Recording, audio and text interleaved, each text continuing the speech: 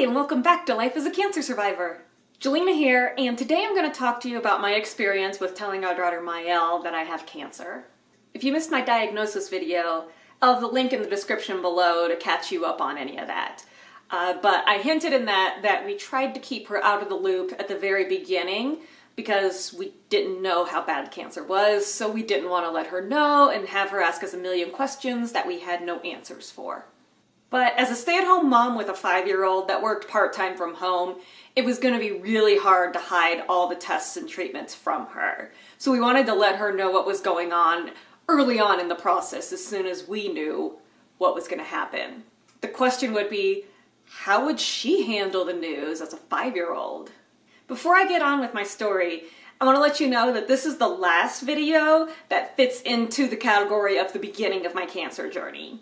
I can either continue chronologically for the next 5 or so videos, or I can switch it up. I've inserted a poll up here. Just click on that little I in the circle. It probably should already say, should I continue chronologically with these videos? Just yes or no answer. Should I continue yes? If you vote no, let me know in the comments below what you'd like to hear next, and I'll listen to you guys, and whatever you want to hear next, I'll cover. Majority rules. So whichever has the most votes is what I'm going to cover next, so make sure you vote. Now, back to telling my daughter I had cancer. To recap on the timeline of how we got to telling her, May 23rd I had my colonoscopy, they found a mass. May 25th we found out that mass was cancerous. May 31st I went in for a CT scan, and a couple days later we found out from that CT scan it hadn't spread to any organs. But then on June 3rd, I had a rectal EUS, also known as the rectal ultrasound, and in that it showed that it did spread to lymph nodes. So that classified me as stage 3 rectal cancer, which meant I was going to be going through radiation and chemotherapy, then I would have surgery, and then possibly 8 cycles of chemotherapy after that surgery. So now that we had a clearer picture of what my treatment was going to look like, we felt more comfortable and felt like it was the time to let Mael know about my diagnosis. At dinner that evening, after the rectal ultrasound, was when we broke the news to her. I told her that the reason that I had been going to so many doctor's appointments the past couple weeks was because I have rectal cancer. Since she hadn't been around anyone that had had cancer and didn't see the bad stuff that it can do to people, she didn't really get upset or sad by the news. She kind of just saw it as me telling her that I had the flu. I think that was our saving grace at that moment, because she didn't know what to expect, so there weren't any bad thoughts dancing around in her head about what could happen to me. I explained the basics of all the tests that I had gone through so far, what they had found, that the prognosis was good, and that the cancer was not contagious, but also that I would probably have some rough and tired days ahead as I was going through treatment. She didn't have any questions for us after we did all that explaining. She just soaked it all in.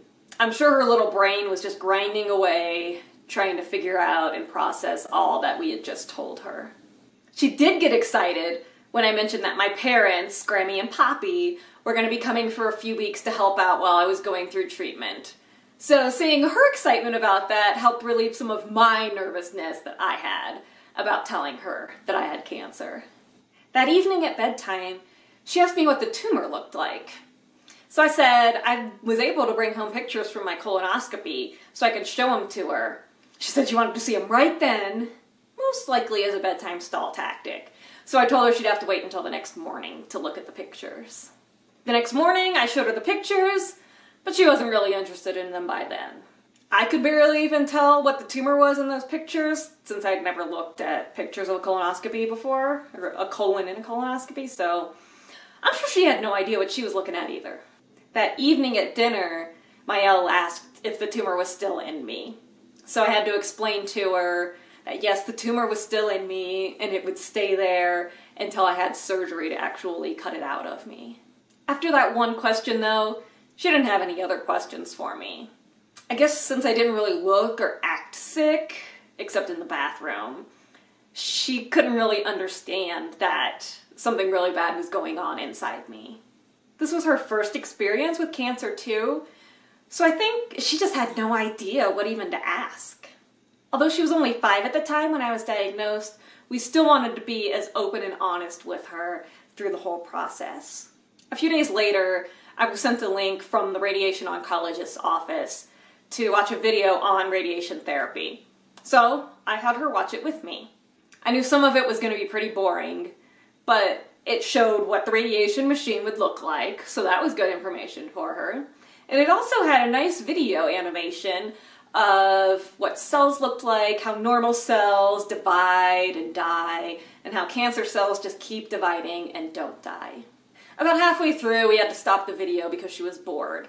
But she made it through what I thought were the most important parts, and the parts that would be the most informative to her. The next day was my dry run for radiation. So all 3 of us went down together to the cancer center. I went down to the room where the radiation machine was, did my dry run, and then when I was finished, I asked the nurses if John and Mael could come down and see it. And they said, of course, so down they came. They were both surprised at the size of the machine, but otherwise Mael didn't say much. We then went to a room to talk to a nurse about the side effects of radiation. Mael was sitting in my lap, playing on her tablet, thought she wasn't paying attention at all. Then the nurse mentioned that I would probably have diarrhea, maybe even at nighttime. Mael perked right up and chimed in, "Mommy might need nighttime munchies!" I think having my parents come and stay with us for those first 3 weeks obviously really helped in many ways, but also really helped to serve as a great distraction for Mael. It gave her 2 people to play with, which was really important since she was an only child and there weren't really any young kids in our neighborhood. But it also freed me up to be able to go into my daily treatments without having to drag her with me. They allowed her to keep a somewhat normal life by still going to the park for her tennis lessons in the morning, go to the ice rink once a week for a skating lesson, and just go out and have fun and do fun things while I was at home taking a nap. They gave her something to be excited about rather than just being stuck around me all day and watching me progressively get more and more tired and more sick as I was going through treatment. Obviously, I was still getting tired and sick, but she had the distraction of Grammy and Poppy there, so it wasn't as in her face. Telling your child that you have cancer isn't an easy thing to do. And I'm sure telling an even older child is a completely different beast.